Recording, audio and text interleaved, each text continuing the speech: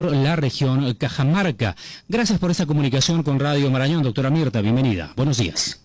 Muy buenos días, muchas gracias por la entrevista, un saludo a todos los oyentes de Radio Marañón. Uno de los temas, por supuesto, de estos días es evaluar cómo es que se va a ir desarrollando el tema de, primero se decía la llegada de las vacunas a nuestro país, y lo otro, por supuesto, es el tema de la distribución de las vacunas. Pero yo quisiera empezar preguntándole, doctora Mirta, digamos, cuál es la percepción del Parlamento Nacional y básicamente en su calidad de presidenta del Congreso sobre lo que puede significar, digamos, estas medidas en las cuales nuevamente hemos entrado y que a partir del día 14, por supuesto, o supongo que ya en estos días el Ejecutivo está evaluando, digamos, la situación que vive nuestro país para determinar si es que las medidas se mantienen o se hacen, por supuesto, más intensas, o en todo caso podemos relajar un poco estas medidas respecto a lo que estamos viviendo en nuestro país. Sí, primero creo que toda la población tenemos que ser muy conscientes de que estamos en una etapa todavía bastante aguda de la crisis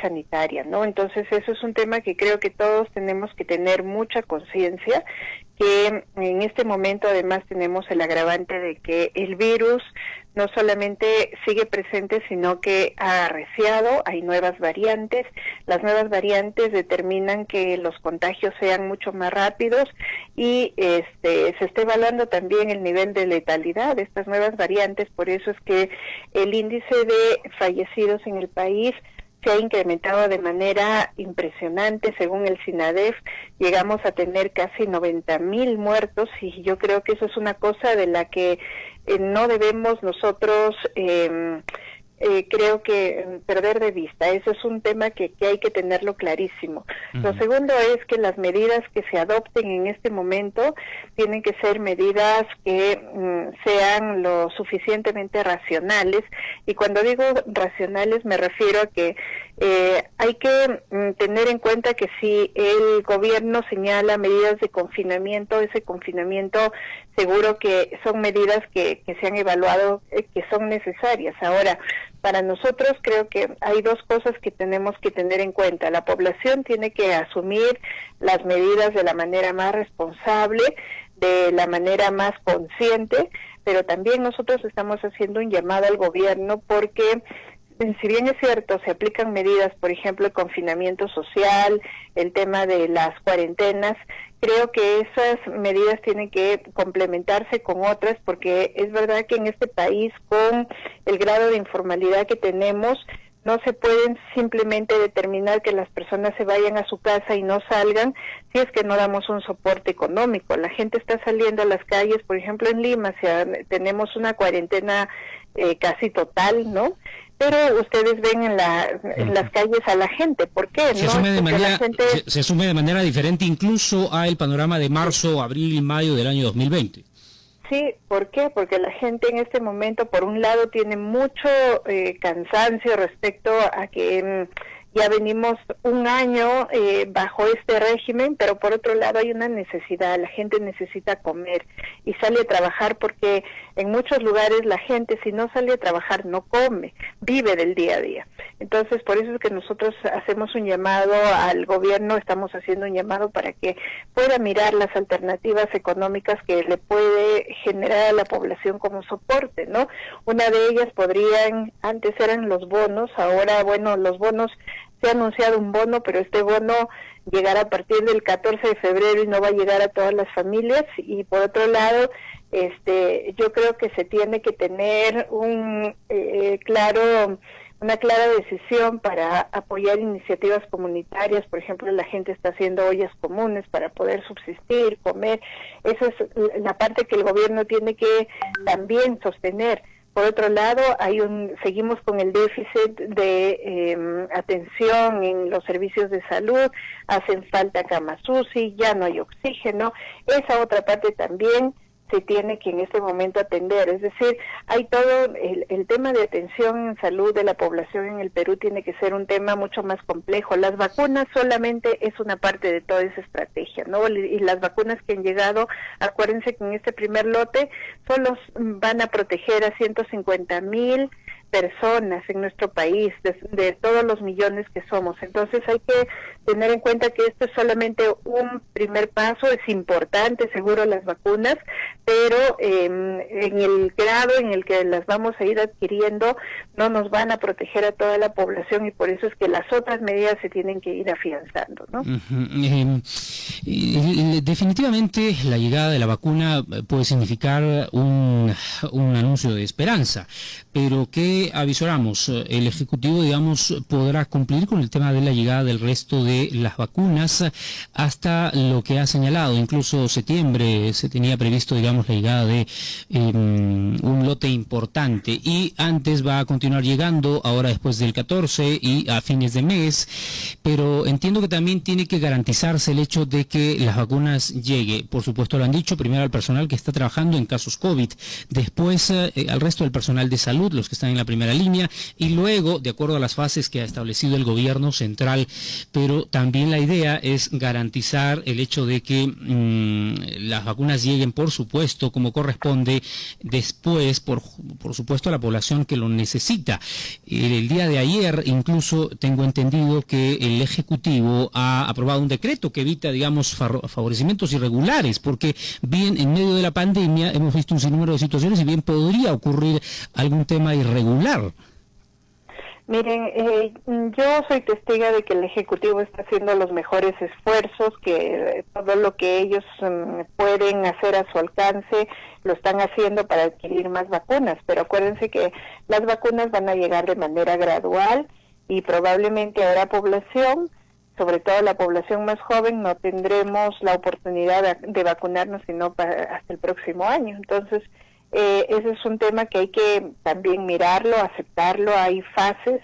En las primeras fases, los primeros protegidos, como debe ser, tiene que ser la población que está en la primera línea de la batalla, digamos, los médicos, las fuerzas policiales, fuerzas armadas, ¿verdad? Todos ellos. Y luego hay todo un plan para ir progresivamente vacunando a la gente. Hay muchas críticas respecto a quién van a vacunar primero, a quién van a vacunar después. Pero miren, yo creo que hay que también ser muy, digamos, también racionales todos acá. Si se vacuna a una persona, eso ya es una seguridad para el resto de la población. Entonces hay que mirar también con enfoque solidario y no estar criticando, porque yo he escuchado incluso críticas de por qué se van a vacunar, por ejemplo, a los migrantes, a los venezolanos. Miren, toda la población que vive en un territorio tiene que ser vacunada la gente que no es de acá, porque el virus no mira pues el pasaporte a ver de dónde es, y una persona vacunada significa la seguridad para el resto de personas que estamos aquí. Entonces hay que mirar también con ese enfoque solidario y ser responsables cada uno, cuidándonos hasta que nos toque ser vacunados en algún momento, ¿no? Uh-huh. Por supuesto, hay varios temas sobre los cuales quisiéramos hablar. Le pregunto sobre lo último del día de ayer, cambiando ya de este tema de la situación crítica que vive nuestro país y que esperamos, como usted lo ha dicho el día de ayer, con el tema de la vacuna, avanzar un paso. Es un paso nada más, no es, digamos, que la vacuna es la solución a esta crisis que nos ha traído la pandemia, pero me parece que es un paso importante y significativo.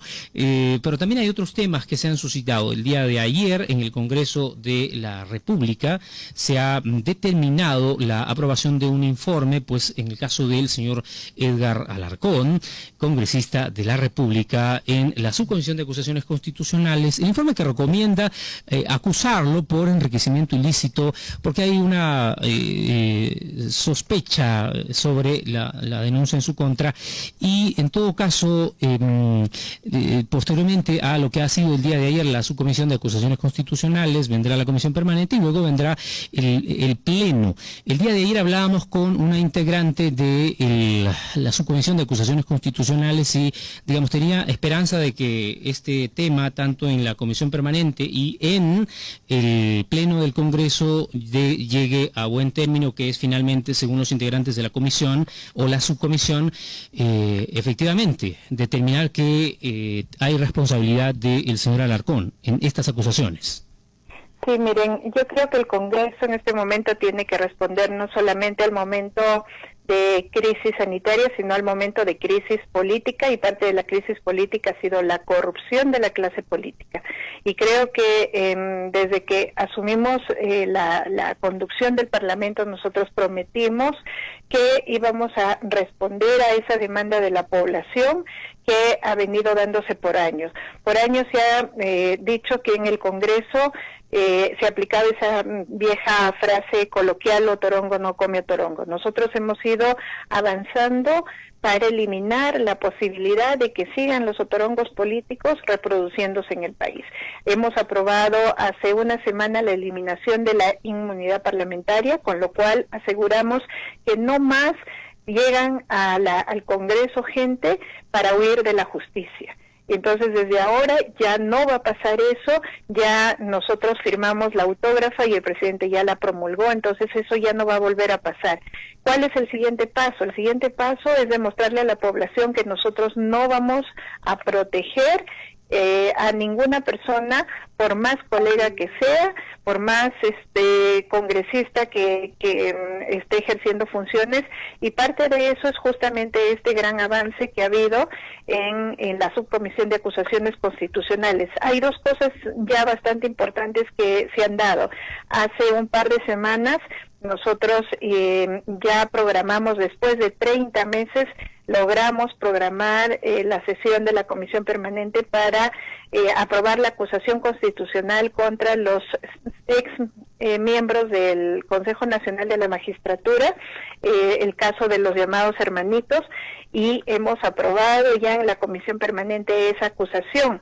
Ayer se aprobó el informe, que además lo ha elaborado una colega nuestra de Cajamarca, Feli Tocto, en el caso del congresista Alarcón. Ya se aprobó ese informe. Si el informe llega a mis manos el día de hoy, yo el día de hoy mismo estaré programando la sesión de la Comisión Permanente para que aprobemos también esa acusación. Y luego, por supuesto, a mí lo que me toca es asegurar que en el plazo más corto posible llegue al Pleno y por fin podamos decidir sobre casos sensibles como estos, donde demostraremos que nosotros no estamos para proteger a nadie dentro del Congreso. La lucha contra la corrupción es uno de nuestros principales referentes y creo que en este poco tiempo que nos queda tenemos que demostrarlo. Y finalizo preguntándole de un tema que me parece muy importante, es el hecho de que en los últimos días el Tribunal Constitucional había determinado pues finalmente declarar inconstitucional la ley aprobada en el Congreso por insistencia que permitía pues la devolución de aportes en el caso de la ONP, a los aportantes de la ONP, con montos digamos de los 4.300, 4.400 soles, que ha representado en estos últimos días lo que consideran los aportantes un golpe finalmente de parte del Tribunal Constitucional, finalmente digamos que ha seguido el procedimiento respecto a lo que había presentado como acción el mismo Ejecutivo. Sí, miren, yo creo que esto nos deja también una lección importante y creo que es importante ser autocríticos dentro del Congreso. ¿A qué me refiero? No es solamente hace falta para proponer leyes buenas intenciones. El tema de la ONP es un asunto que efectivamente necesita una solución, es un asunto que representa una injusticia para mucha gente que aportó y que nunca recibió ninguna retribución. Se tiene que buscar mecanismos de compensación o buscar que esa gente entre en los sistemas en los que sea comprendido como un aportante y por tanto reciba su pensión, pero creo que, y yo lo dije muchas veces, yo lo advertí, situación por la cual muchas veces fue atacada. Yo no estoy en contra del tema de la ONP, de la devolución, en todo caso de la compensación, pero creo que las leyes tienen que hacerse con absoluta responsabilidad. Esta ley ya venía con varios vicios. Nosotros igual, en mi calidad de presidenta, yo he tratado de hacer las cosas de la manera más seria posible, defender lo que la mayoría del Congreso adoptó, que era aprobar esa norma, pero finalmente el Tribunal Constitucional no nos ha dado la razón. Pero yo creo que una cosa importante es que recojamos de esa sentencia del Tribunal Constitucional las principales recomendaciones para elaborar sí una norma que sea lo suficientemente adecuada para lograr justicia para esas personas. Entonces yo creo que nos deja una lección importante y creo que el Congreso y todos los parlamentarios a partir de esto tenemos que ser muy autocríticos de manera positiva para saber que las normas tienen que hacerse de la manera más seria posible, más objetiva posible, planteando soluciones que finalmente lleguen a buen puerto y no solamente plantearlas de manera populista, tratando de que la gente esté contenta con las propuestas que hacemos, sino que todo eso tiene que tener un contenido lo suficientemente sólido jurídicamente hablando, ¿no? No dejo de tocar un tema que por el trabajo mismo que usted ha desarrollado en su vida profesional, pues le resulta, entiendo, muy cercano el hecho de la promulgación de la ley que incluye dentro del Plan Integral de Reparaciones a las víctimas de distintas manifestaciones de violencia sexual en el periodo entre 1980 y noviembre del 2000. Y ahí están, en este caso, las víctimas de esterilizaciones. Sí, miren, eso era un tema y una apuesta, incluso personal, porque yo vengo trabajando muchos años el tema de violencia contra la mujer y sobre todo en periodos de violencia política.